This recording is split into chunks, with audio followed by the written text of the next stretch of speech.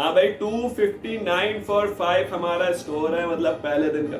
अबे बाइक वाले, अबे भाई कराची में रहता हूँ, यहाँ पे बाइक बनी नहीं है।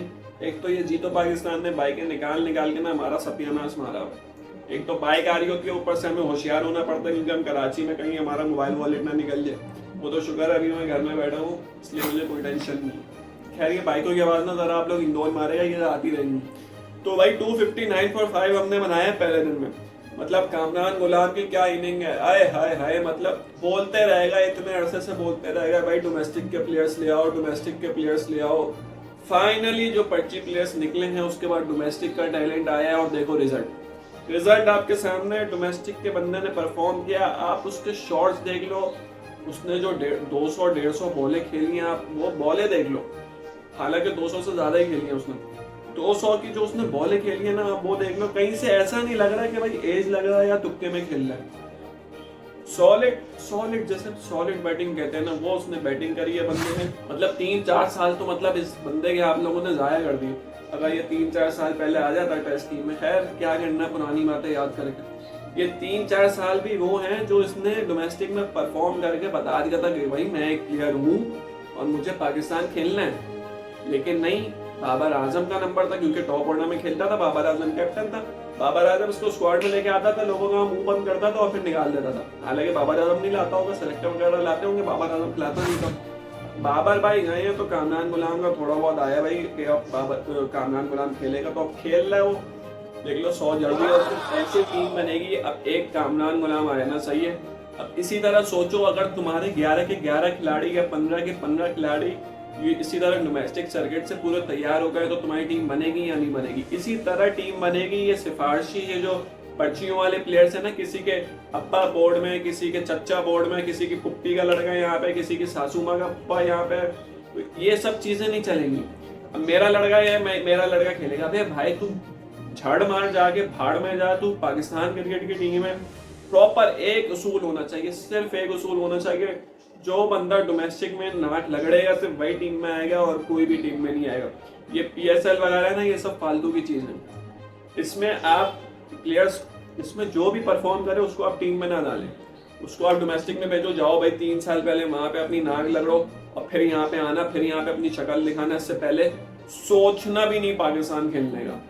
तो ये अगर एक स्ट्रक्चर डेवलप हो जाए ना, फिर आप देखो हमारी टीम ऑस्ट्रेलिया का मुकाबला करेगी या नहीं। मैं आपको लिख के दे रहा हूँ, ऑस्ट्रेलिया के घर में हरा के आएगी ऑस्ट्रेलिया को। उनके पास ऐसी अकल है ही नहीं। मैं आपको बिल्कुल फैक्ट चीज बता रहा हूँ, उनके पास ऐसा कोई दिमाग ही नहीं है। उनको सिर्फ ये देखना है कि भाई मैं खेल रहा हूँ, मेरा बंदा खेल रहा है, बस।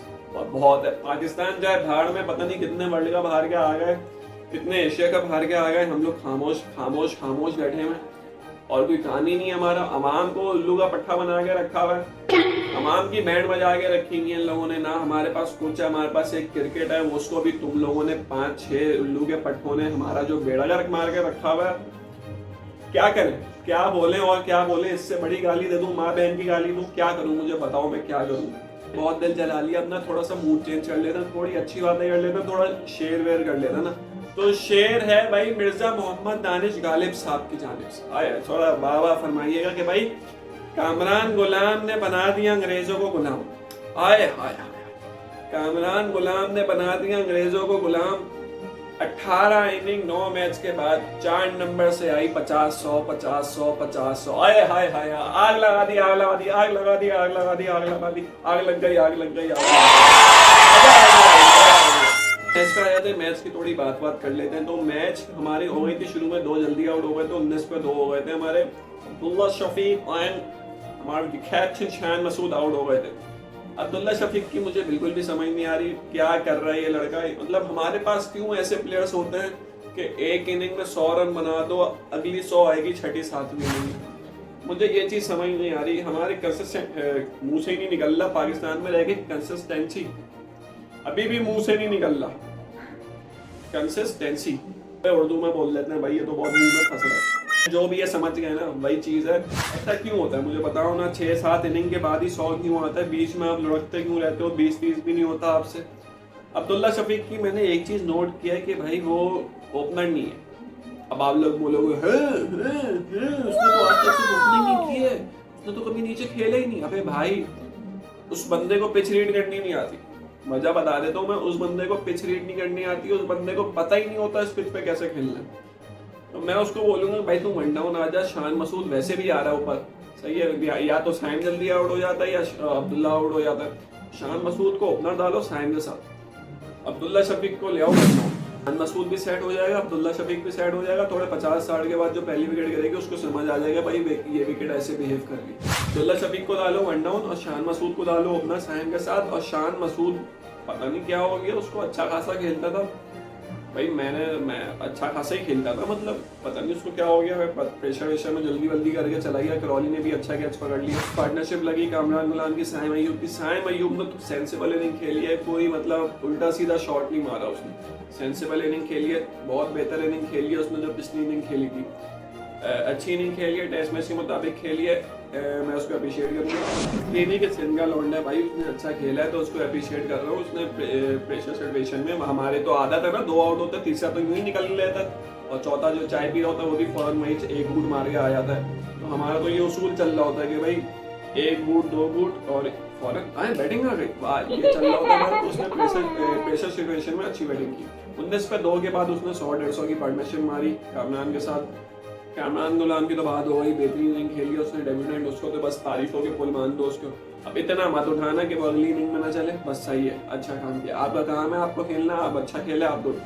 भाई साउथ शकील से मुझे भाई पहले तो इसकी भरम बंद करवाओ, साउथ शकील की भरम बंद करवाओ। मुझे नहीं पता कौन सी भरम में आया होता है, कभी हाफ स्लीव पहना हुआ होता है, कभी फुल स्लीव पहना हुआ होता है, यहाँ तक कॉलर ये वाला बटन भी लगा लेता है वो। भाई मुझे समझ नहीं आ रही, उसके यूं चलता है और पता नहीं, अबे भाई 7वें स्टंप की बॉल छूता कौन है? चलो शॉट मारते हुए आउट हो जाओ, मुझे समझ आएगा कि भाई चलो शॉट मार रहे थे आउट हो गए। अब तुम्हें क्या जरूरत है 8वें बॉल की बॉल को टुक करने की? बीमारी है टुक करने की। हमारा बॉलर बॉल फेंकने से पहले हमारे दिमाग में होता है भाई हमें तो डिफेंस करना है। हर बॉल आके मंदिर की तू अबे भाई कब बदलेगा ये माइंड से? जो गलती आ जाती है ये मैनेजमेंट और कैप्टनसी की आ जाती है। कैप्टन को मैनेजमेंट का एक मतलब प्लान नजर नहीं आएगा भाई इस पिच पे ऐसे खेलना है, इतने रन चाहिए मुझे। कैप्टन को मैनेजमेंट का मुझे कोई प्लान नजर नहीं आया भाई इस पिच पे ऐसे खेलना है, मुझे इतने रन पर ओवर जाना है, मुझे इतना करंट रेट रखना है, इस तरह से खेलना। एक नजर आता है ना, मतलब एक नजर आता है कि भाई आप हर ओवर 4-3 रन से निकल ले हो, मगर नहीं, आप तो बस जितना हो गया बस इस हिसाब से चल रहे थे। चाहे बीच में 3-4 ओवर में आपका 1 रन आए या 1 भी रन ना आए और अगले ओवर में आप 2 चौके मार दो, मतलब इस तरह का सीन चल रहा था। कुछ समझ नहीं आ रहा, हर कोई ना अपना लगा हुआ है, अभी भी अपना लगा हुआ है, हर प्लेयर अपनी जगह बनाने के चक्कर में लगा हुआ है, मेरा ये मतलब है। और कैप्टन मुझे समझ नहीं आ रहा, कैप्टन एक मतलब प्लान क्यों नहीं दे रहा प्लेयर्स को? कैप्टन और मैनेजमेंट प्लेयर्स को एक प्लान क्यों नहीं दे रहे भाई इस तरह जाओ और खेलो। अभी तो पहला दिन है, हमारी पता क्या सोच होती है, अभी तो पहला दिन है, दूसरा दिन है, दूसरे दिन शाम तक हम खेलेंगे, 400 रन बना के दे देंगे और बस इस तरह हमारा ये प्लान होता है। अब किस तरह 400 रन बनाना है भाई? तुम 1.25 दिन में बना लो, 1 दिन में बना लो। अब क्रिकेट चेंज हो गई है, तेज खेलो।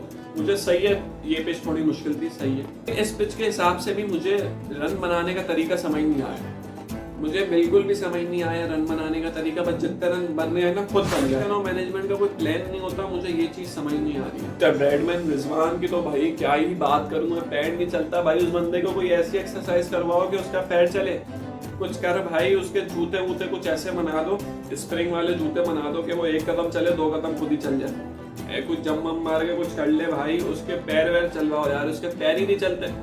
अभी तो कितनी इसने पता नहीं 18 बॉलों में 19 बॉलों में 20 बॉलों में 1 रन बनाया, उसका पैर नहीं चल रहा भाई, सीधी बॉलें मिस कर रहा है, स्पिन उसको कुछ समझ ही नहीं आ रहा हो क्या रहा है। यहाँ से बॉल आ रही है, यहाँ से बॉल जा रही है, बल्ले पे बॉल नहीं लग रही, बल्ले पे लग रही है तो एज पे लग रही है।